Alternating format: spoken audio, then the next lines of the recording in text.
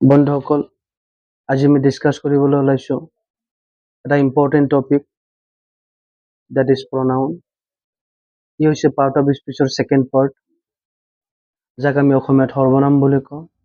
আমাৰ বহুতৰ মনত প্ৰশ্ন হয়, এই প্ৰনাউনে আমাক কেনেদৰে ইংৰাজী শিকাত সহায় কৰিব, প্ৰনাউন শিকিলে আমাৰ কি লাভ হ'ব, প্ৰনাউনবোৰ আমি ক'ত কেনেকৈ ব্যৱহাৰ কৰিব লাগিব বা ব্যৱহাৰ কৰিলে কি লাভ হ'ব, এনেকুৱা বিভিন্ন প্ৰশ্ন আমাৰ মনত উদ্ভৱ হয়।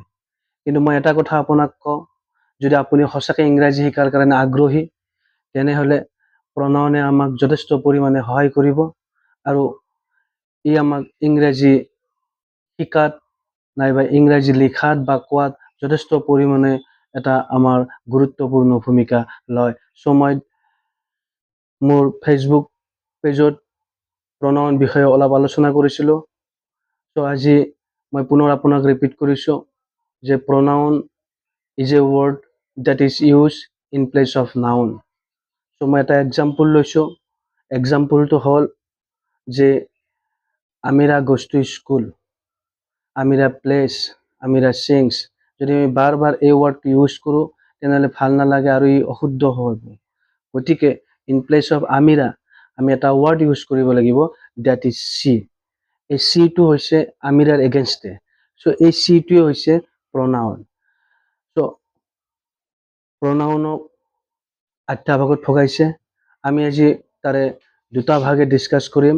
এটা হৈছে পাৰ্চনেল প্ৰনাউন আৰু আনটো হৈছে ৰিলেটিভ প্ৰনাউন।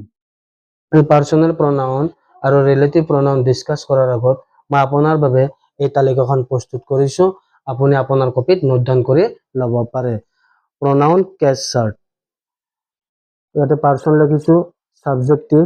আমি ছাবজেক্টিভৰ ঠাইত আমি নমিনেটিভও লিখিব পাৰোঁ। Objective, positive and reflexive. আমি সকলোৱে জানো পাৰ্চন তিনিটা, first person, second person, third person.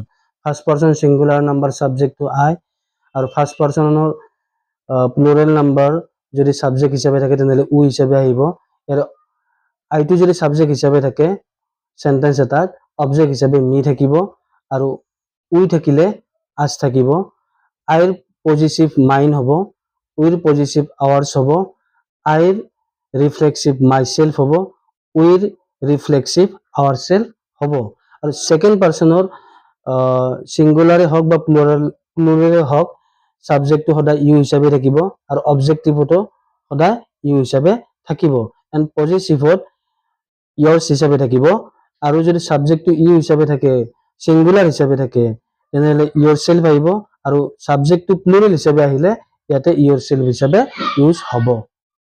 এতিয়া থাৰ্ড পাৰ্চনত ছাবজেক্টটো যদি হি হিচাপে থাকে, নাইবা চি হিচাপে থাকে, নাইবা ইট থাকে, নাইবা দে থাকে, অবজেক্টিভত হি থাকিলে হিম হ'ব, চি থাকিলে হাৰ হ'ব, ইট থাকিলে ইডে হ'ব, আৰু দে থাকিলে দেম হ'ব। পজিটিভত হি যদি ছাবজেক্টটো হি হিচাপে থাকে তেনেহ'লে হিছ হ'ব, চি থাকিলে হাৰ্ছ হ'ব, ইট থাকিলে ইটছ হ'ব, দে থাকিলে দেম ডিয়াৰ্ছ হ'ব। আৰু ৰিফ্লেক্সিভত ছাবজেক্টটো যদি হি হিচাপে থাকে তেনেহ'লে ইয়াতে হিমছেল্ফ হ'ব, আৰু চি থাকিলে হাৰ সেল্ফ হ'ব, ইট থাকিলে ইট সেল্ফ হ'ব, আৰু দে থাকিলে দেম সেল্ফ হ'ব। এতিয়া মই পাৰ্চনেল প্ৰনাউনৰ বিষয়ে ক'ম। পাৰ্চনেল প্ৰনাউনত কোন কোন পৰিব? আই, উই, হি, চি, ইট, দে আৰু ইউ পৰিব। মই দুটা এক্সাম্পল লৈছোঁ বুজাৰ কাৰণে, যে চি কল্ড মি। এই চিটো হৈছে থাৰ্ড পাৰ্চন ছিংগুলাৰ নাম্বাৰ, ই পাৰ্চনেল প্ৰনাউনত পৰিছে আৰু ইয়াৰে অবজেক্ট হিচাপে আহিছে মি। এই সেন্টেন্সটো যদি মই আৰু বেলেগ ধৰণে লিখিব পাৰোঁ, আই এম কল্ড বাই হাৰ। ইয়াতে আইটো ছাবজেক্ট হিচাপে আহিছে আৰু হাৰটো অবজেক্ট হিচাপে আহিছে। আইটো ফাৰ্ষ্ট পাৰ্চন ছিংগুলাৰ নাম্বাৰ হিচাপে ইউজ হৈছে। এতিয়া মই ৰিলেটিভ প্ৰনাউনৰ বিষয়ে ডিছকাছ কৰিম। ৰিলেটিভ প্ৰনাউনত কোন কোন পৰিব? হু, that, whom, whose এইবোৰ ৰিলেটিভ প্ৰনাউনত পৰিব। ৰিলেটিভ প্ৰনাউন পৰাৰ কাৰণে মই এটা এক্সাম্পল লৈছো। This is the man who gave me a pen.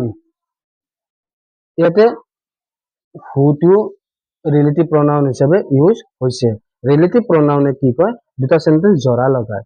অৰ্থাৎ এই সেন্টেন্সটো জৰা লগাইছে। দিস ইজ দ্য ম্যান, এজন মানুহ যিজনে মোক এটা কলম দিছিল। এই হুটোৱে আমাক ৰিলেটিভ হিচাপে ইউজ হৈছে। এই হুৰ ঠাইত আমি দ্যাটো ইউজ কৰিব পাৰো। আৰু এটা মই এক্সাম্পল লৈছো, আপুনি ভালদৰে লক্ষ্য কৰিব।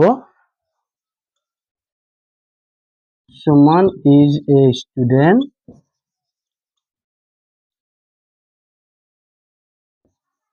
who can do it.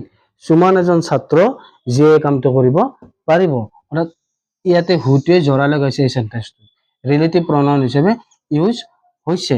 গতিকে আমি বুজিব লাগিব ৰিলেটিভ প্ৰনাউনে এটা সেন্টেন্সক অৰ্থাৎ দুটা সেন্টেন্সক এটা সেন্টেন্স হিচাপে জৰা লগায়।